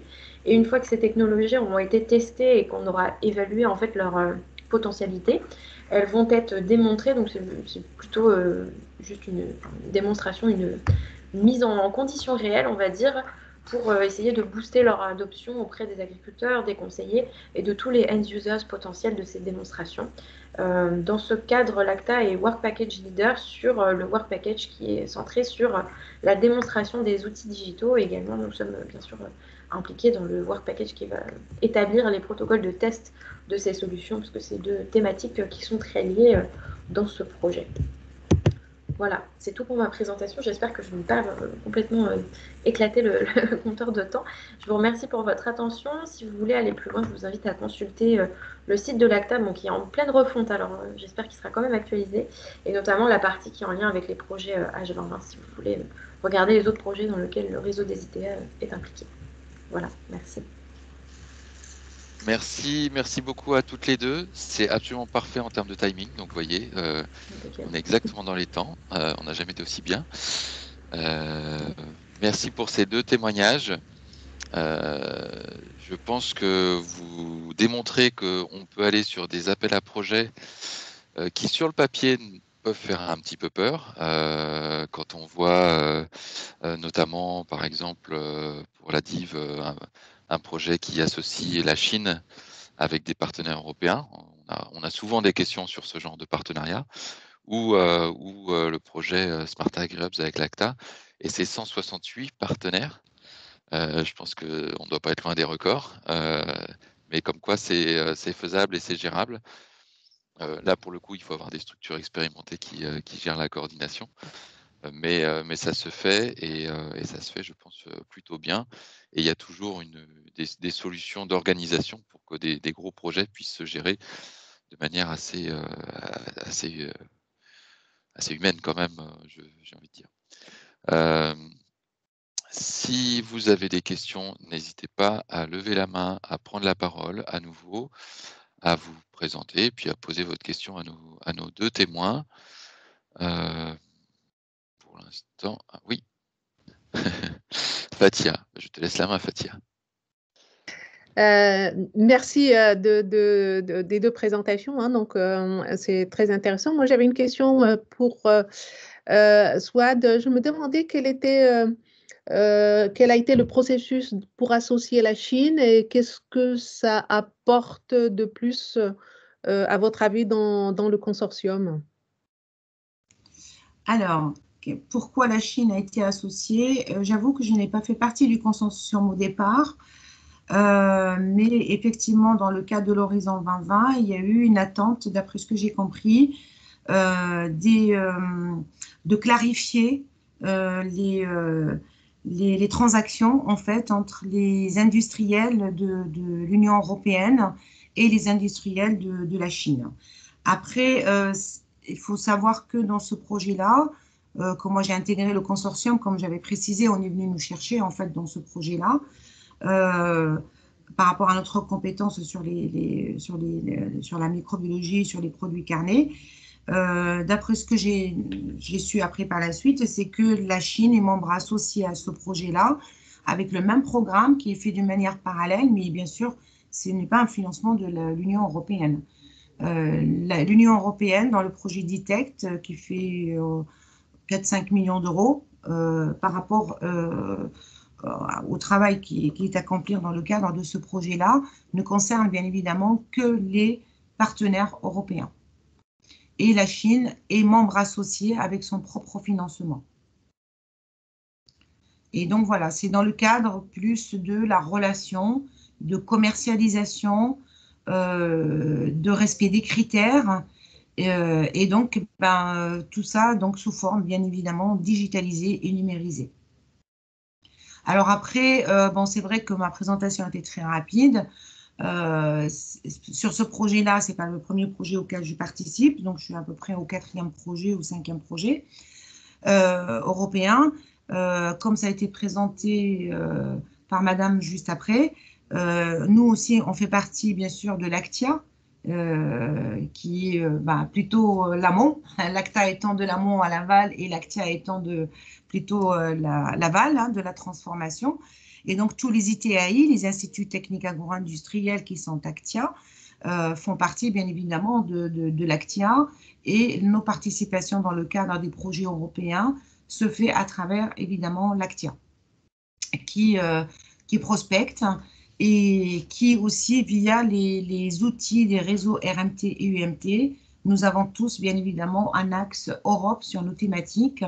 Personnellement, comme je coordonne le RMT Fleur Pro sur les fleurs technologiques, nous avons quand même, dans le cadre de ce RMT, pu, via les partenaires du réseau, qui est l'équivalent d'un COST européen, mais à l'échelle nationale, hein, les RMT, pu participer depuis plus de 10 ans que j'anime ce réseau, quand même à 2 projets européens. Le dernier projet, ça concerne les partenaires des produits de la mer, qui est le projet Master, sur justement l'utilisation de la métagénomique pour tracer l'écologie microbienne depuis l'élevage jusqu'à l'assiette du consommateur. Donc ça, c'est un réseau qui nous permet, donc l'ACTIA permet effectivement de fédérer les ITAI, et c'est Christophe Cotillon, hein, que vous connaissez, qui est en charge bien évidemment de cette action-là. Après, dans le cadre de Ditect, j'avoue que c'était vraiment parce que j'avais participé avec Georges Nicas à un gros projet qui s'est terminé il y a une dizaine d'années, qui était un projet à 20 millions d'euros également, où on était pilar leader qui s'appelait ProSafe Beef. Et dans ce projet-là, donc, en fait, bon, on a eu l'occasion. Donc, en fait, les consortiums se font avec les relations, hein, petit à petit, hein, et avec les projets. Et évidemment, comme c'était ProSafe Beef et sur le beef et qu'il y a eu des technologies innovantes qui sont sorties de ce projet, que c'est l'ADIF qui avait assuré toute la démonstration des applications avec des retombées industrielles à l'époque, dans tous les États membres d'ailleurs, en France et dans tous les États membres, forcément, donc, on est venu spontanément nous chercher à la fois sur la partie technique en tant que leader du Work Package 2, comme je disais tout à l'heure, et surtout, au début, on était même leader sur le transfert et ça faisait beaucoup d'être leader que j'ai demandé à être co-leader. Donc voilà, c'est comme ça un peu comment ça se passe. J'espère avoir répondu à... C'est très bien, je vous remercie. J'avais une autre question pour Noémie, si Vincent, tu veux bien. Noémie, je me demandais si vous avez regardé les appels du cluster numérique et si vous êtes allé chercher dans ce cluster des appels avec des applications agri. Oui, alors oui, on a regardé. Je profite du coup pour compléter ce que vient de dire Souad. En effet, l'ACTA et l'ACTIA organisent notamment une réunion, une commission numérique qui se réunit mensuellement pour justement évoquer les topics numériques et les intentions potentielles des instituts techniques côté ACTA et ACTIA. Donc en fait, nous, on regarde toutes les destinations. On va juste en fait demander à nos instituts de se positionner, eux, parce que l'ACTA en tant que tel a un rôle de coordinateur et vraiment oui, c'est ça, de coordination des projets, mais toute la partie compétences techniques va être apportée par les ITA. Donc en fait, on demande à nos instituts de venir regarder chacune des destinations, de se positionner sur des sujets qui les intéressent, et ensuite ça conditionne notre réponse à des appels à projets ou pas, en l'occurrence. Merci. Autre point qu'on a bien vu dans les projets, c'était certaines spécificités en fait que l'on retrouve dans d'autres appels. Alors, il y a la mise en place des Digital Innovation Hubs, notamment pour Smart Agri-Hubs. Il y en a dans d'autres thématiques d'ailleurs, hein, je précise. Mais c'était un des éléments de développement de la politique du numérique de ces dernières années, qui permettent aussi de donner accès à des outils numériques, donc via des appels. Alors, on les appelle parfois cascade funding ou ce genre de choses. Est-ce que Noémie, vous pourriez nous en dire quelques mots sur ces financements issus de projets et comment ça fonctionne, un petit peu ces appels à projets Oui. en 2 étapes? Oui, alors je vais parler de Smart Agri-Hubs, hein, c'est le projet que je connais quand même le mieux. C'est vrai que je n'ai pas donné la définition des Digital Innovation Hubs dans le cadre de Smart Agri-Hubs. Donc, ce qu'on appelle Digital Innovation Hub, ça va vraiment être une structure qui va fédérer un réseau et qui va proposer un ensemble de services pour ce réseau, pour pouvoir développer son développement numérique, en fait, pour pouvoir permettre à son réseau de développer ses compétences autour du numérique. Donc, dans le cadre de Smart Agri-Hubs, un Digital Innovation Hub, ça peut être tout à fait une institution qui a des compétences purement numériques. On parlait de l'INRIA tout à l'heure, ça peut être un Digital Innovation Hubs, comme quelqu'un qui va avoir des compétences vraiment hybrides entre agro et numérique. Donc, c'était un premier point. Pour ce qui est des cascades funding, dans le cadre de Smart Agri-Hubs, c'est des appels à projets en fait, qui sont lancés après le début de projet, qui vont être ciblés donc, à destination des DIH. Le but de Smart Agri-Hubs étant de développer le réseau de DIH européen. Donc, c'est plutôt des DIH qui n'ont pas été financés par le projet, qui vont être favorisés par ces appels à projets, qui sont centrés sur différentes thématiques. On en a eu un qui est clos maintenant, qui visait à financer le développement de Data Challenge et de Hackathon. On en a actuellement qui sont ouverts plutôt sur le développement de services autour du numérique, d'une offre numérique, on va dire, pour les DIH ou le développement d'innovation. Et du coup, ça permet à des structures qui ne sont pas financées, enfin, soit qui sont financées, soit qui ne le sont pas, mais préférentiellement qui ne le sont pas, financées par Smart Agri-Hubs, de s'inclure dans le projet en faisant financer une partie de leur innovation. Donc, c'est pour des innovations qui sont sur des TRL un peu avancées, donc c'est plutôt pour des actions en fin de projet, plutôt vers jusqu'à l'accès au marché, en fait. Voilà, on en a 2 encore actuellement ouverts sur Smart Agri-Hubs, dont un qui clôture très bientôt en février. Donc, si ça vous intéresse, je vous invite à regarder. Merci pour la réponse. C'est intéressant hein, de voir toutes ces opportunités pour rentrer dans les réseaux. Et Noémie et Swad ont précisé hein, que on n'est pas du jour au lendemain coordinateur d'un gros projet, mais il faut petit à petit s'insérer dans des projets avec des partenaires, donc identifier des partenaires qui peuvent être d'abord via des projets plus locaux, hein, régionaux. On sait l'importance notamment des régions comme territoire porteur et d'innovation à la fois pour le volet agricole, agroalimentaire et pour le numérique. C'est dans de nombreuses stratégies politiques des régions. Et les projets nationaux, les réseaux nationaux, et petit à petit pouvoir s'insérer en tant que partenaire dans un projet, puis après prendre d'autres responsabilités. Il n'y a pas d'autres questions pour l'instant. Ah si, une question à l'instant. Du coup, pour le cascade funding, s'agit-il du cash ou de l'accompagnement en RH? Amy. Oui, alors je ne suis pas sûre de comprendre exactement la question, je vais essayer de répondre au mieux.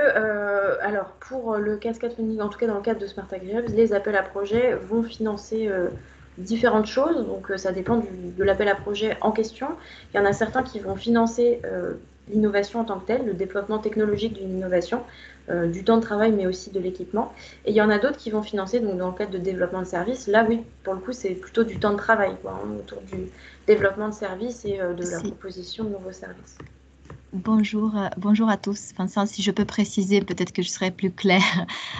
Bonjour à tous, Christina Cassian, membre du réseau PCM Bio-Environnement.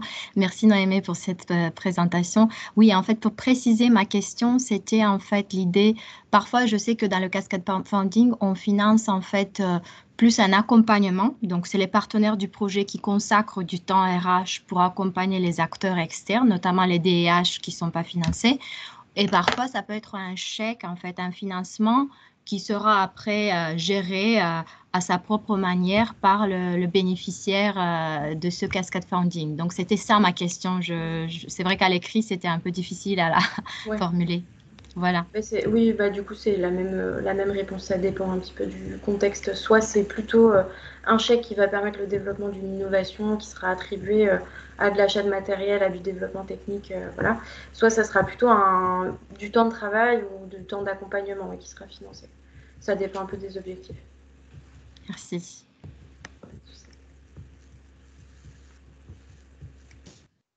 Alors, il nous reste quelques minutes, une poignée de minutes, on va dire, pour conclure. J'ai envie de vous laisser à nouveau la parole. Est-ce que vous auriez éventuellement, soit ou Noémie, un conseil, un élément clé dans votre participation ou pour participer, pour répondre aux appels à projets, quelque chose que vous auriez aimé qu'on vous dise avant de vous lancer, par exemple, ou quelque chose à ne pas refaire, peut-être aussi. Voilà, je vous laisse nous révéler un secret. Ne pas refaire, non, il n'y a vraiment pas de secret. Mais moi, je dirais qu'aujourd'hui, par rapport à mon expérience dans les projets européens, je dirais que c'est du réseautage, ni plus ni moins. Si il faut vraiment faire partie d'un réseau, donc là, comme Noémie a expliqué, nous, on a la chance d'avoir le réseau Actia qui nous accompagne, mais aussi au sein des structures indépendantes, de manière indépendante. Il ne faut pas hésiter à participer, à accepter des sollicitations. C'est vrai que moi, la première fois qu'on m'avait, par exemple, contacté pour Ditech, quand j'ai vu le titre, je me suis dit, mais qu'est-ce que je vais faire là-dedans, quoi. Je ne suis pas du tout spécialiste du numérique ni du digital. J'ai une HDR sur la microbiologie. Mais finalement, en creusant un peu plus et en lisant un peu plus en détail, on ne peut pas faire du numérique sans avoir effectivement une expertise des produits, du terrain et des chaînes alimentaires. Et effectivement, donc j'ai eu un échange avec Georges Nicas et qui m'a confirmé qu'il recherche effectivement des compétences dans le domaine plutôt technique. C'est ce qui était attendu. Et sans ces experts effectivement du technique, ils ne peuvent pas faire du numérique derrière ou faire du développement. Et voilà, donc c'est un exemple parmi d'autres. Et donc c'est pour ça que moi je dis vraiment les réseautages, c'est hyper important. Et dans le cadre du RMT que j'anime, on a essayé d'ailleurs à plusieurs reprises. C'est difficile de décrocher quand même des financements européens. C'est une réalité. La concurrence est rude, que le meilleur gagne. Mais moi, je trouve que le système COST est très, très bien parce que c'est vraiment des réseaux qui permettent de construire à la fois des consortiums et aussi de remonter des topics sur des thématiques données. Et ça, je pense que c'est vraiment, il ne faut pas que le partenariat bloque dans ces réseaux-là, parce que c'est vrai que tout ce qui est financé dans ces réseaux, c'est pas le temps, il n'y a pas de recherche, mais ce qui est financé, c'est essentiellement donc les frais de déplacement, mais c'est vraiment une mine d'or par rapport aux réflexions et aux remontées de topics, et surtout de se faire connaître la France, connaître nos fédérations, et puis bien sûr nos compétences, bien sûr à l'échelle de la France, dans le cadre de ces réseaux. Donc à titre, là on a été contacté sur le réseau COST Pimento, qui vient d'être accepté sur les produits fermentés, que ce soit les végétaux, les produits d'origine animale. Donc c'est un COST où j'ai accepté volontiers effectivement de participer à des working groups. Voilà, pour résumer, c'est du réseautage. Je ne sais pas si Noémie pense comme moi, mais... Si, tout à fait. Notamment sur la dynamique RMT, c'est vrai que moi j'anime un RMT aussi qui s'appelle le RMT Nexus, pour le coup centré sur le numérique agricole, mais c'est vrai que ça peut aider des partenaires du RMT aussi à identifier des sujets d'intérêt pour eux à l'Europe et d'avoir un relais qui peut être intéressant à travers des initiatives qui de base sont plutôt nationales.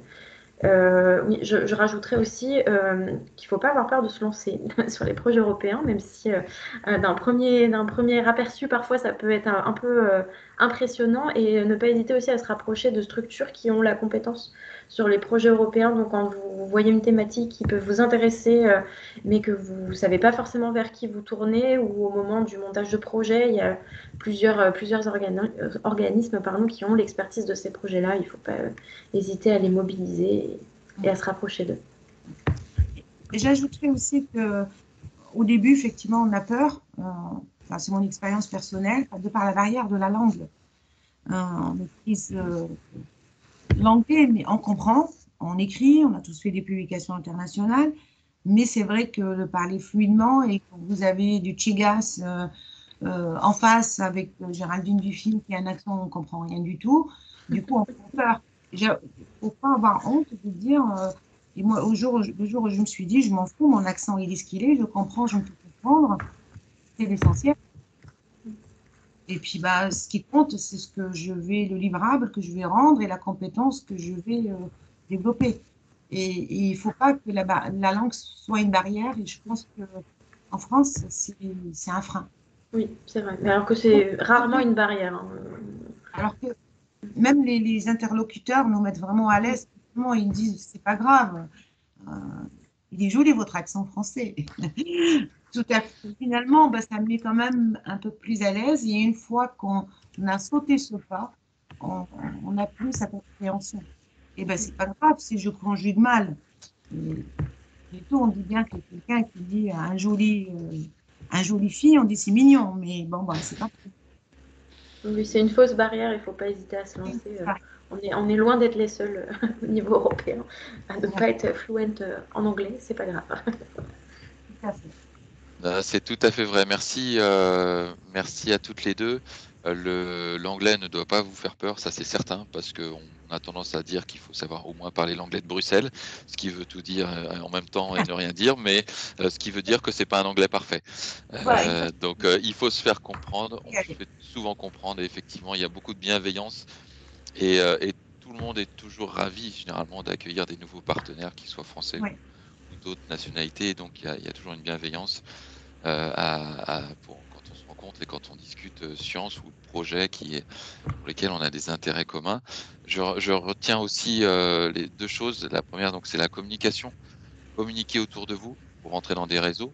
Communiquer pour savoir si certains partenaires que vous imaginez participer à des projets y vont ou pas. N'hésitez pas donc à les contacter.